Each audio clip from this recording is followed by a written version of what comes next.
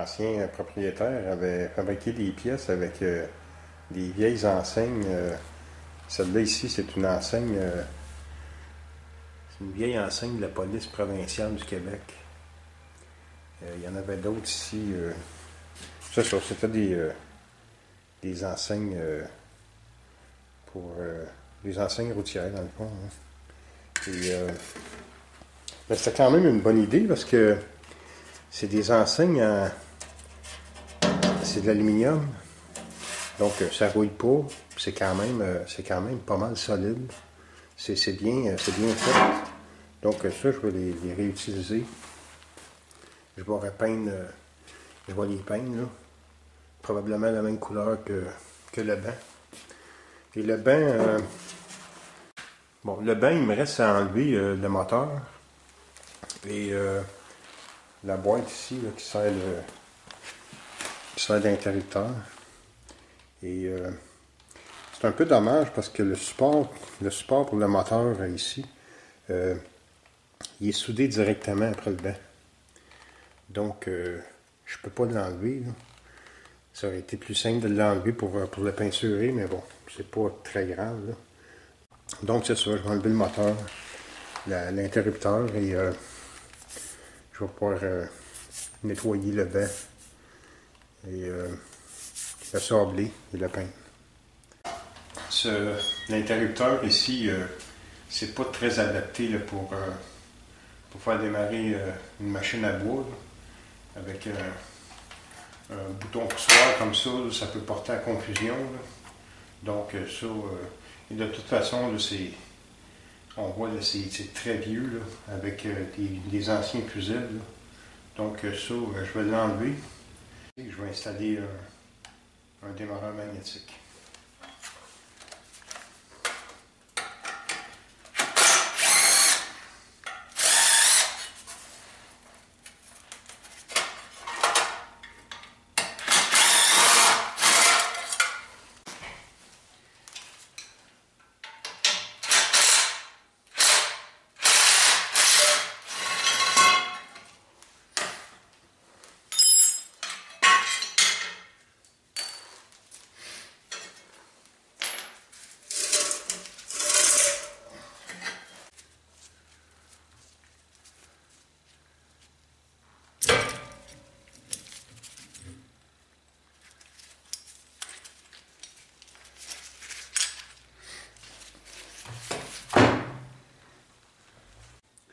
En enlevant le moteur, j'ai remarqué que la personne qui a fait le banc avait installé les ferranges ici pour installer le moteur. Et visiblement, là, il les a installés à l'envers. Et il les a installés à l'envers, puis probablement, là, il avait soudé sa tige. Là, il ne pouvait plus les enlever.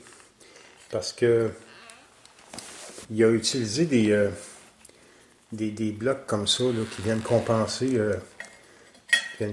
l'épaisseur, parce que le moteur il se trouve à reposer de ce côté-ci.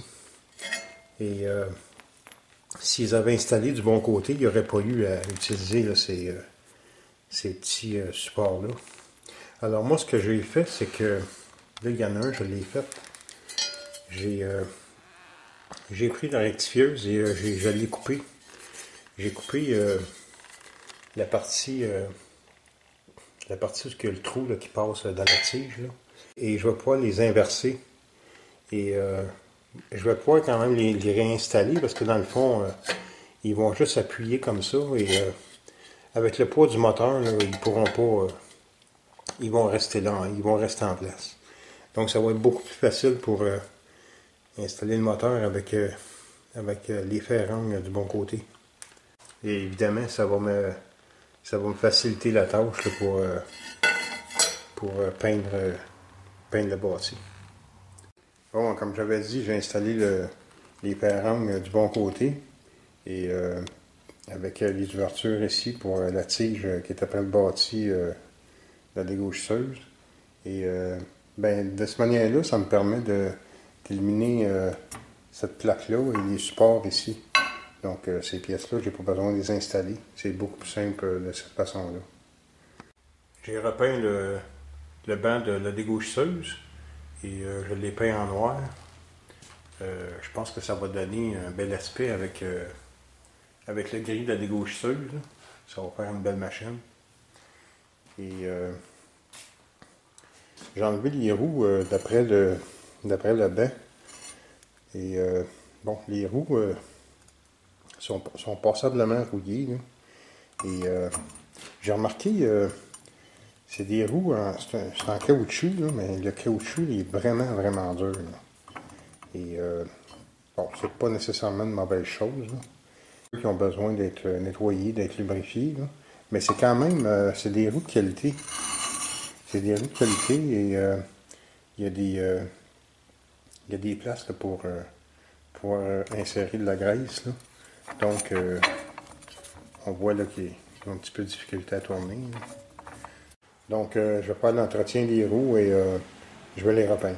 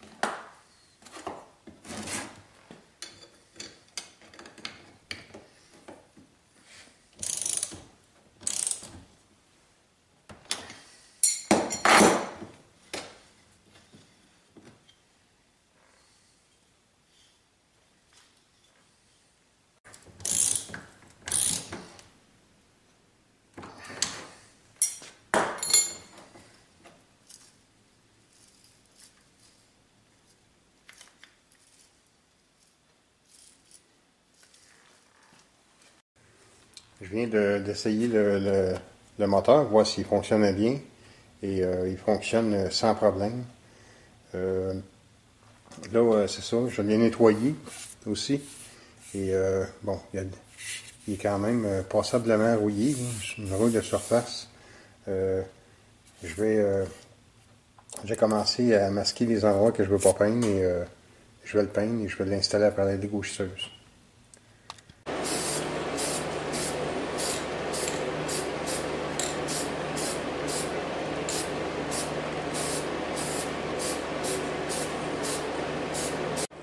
Je vais commencer à peinturer le moteur couleur argent, mais je trouvais pas ça beau. Et j'ai changé d'idée. Je l'ai peinturé noir. Il est beaucoup plus beau. Puis je pense que le noir, la couleur noire, ça cache plus les défauts aussi. Donc ça fait un beau moteur. J'ai installé le moteur sur le banc de la dégaucheuse. Et également les roues. Et ça roule très bien. Là. Il y a deux roues pivotantes. Il y a deux roues pivotantes en avant.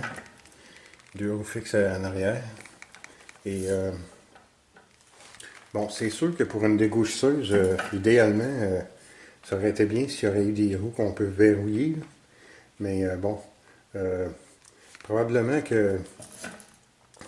qu'avec une pièce de bois en avant là, pour bloquer, ça devrait fonctionner.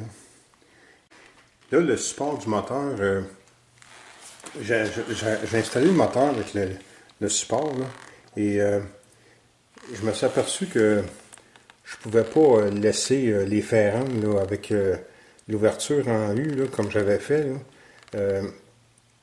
C'est que dès que je lève le moteur un peu, quand je vais installer la courroie, c'est sûr que ça va. Le ferrand va sortir de la tige. Là. Alors là, ce que j'ai fait, c'est que j'ai fait une espèce de bague en U que j'ai vissé et pour empêcher le ferrand de bouger. Il y a aussi de ce côté ici, il n'y a absolument rien là, pour empêcher le moteur de descendre. Dans le fond, c'est le moteur qui se trouvait à faire le poids avec la courroie. Mais c'est un moteur qui est quand même pas mal lourd. Je pense pas que c'est une bonne idée, là. Alors moi, ce que je vais faire, c'est que je vais installer un fer-angle à la place du morceau de bois ici. J'ai trouvé un fer-angle. C'est un fer-angle en acier, là. Et c'est ça, je vais l'installer. Je vais l'installer en travers ici. Et je vais pouvoir mettre une vis d'ajustement pour monter ou descendre le moteur. Parce que je veux pas que le moteur, que le poids du moteur serve à créer la tension sur la courroie. Là.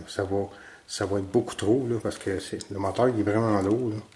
Donc, avec ce système-là, là, ça va bien fonctionner. Et j'ai terminé aussi j'ai peint la chute à copeaux. Ça, c'est fait aussi.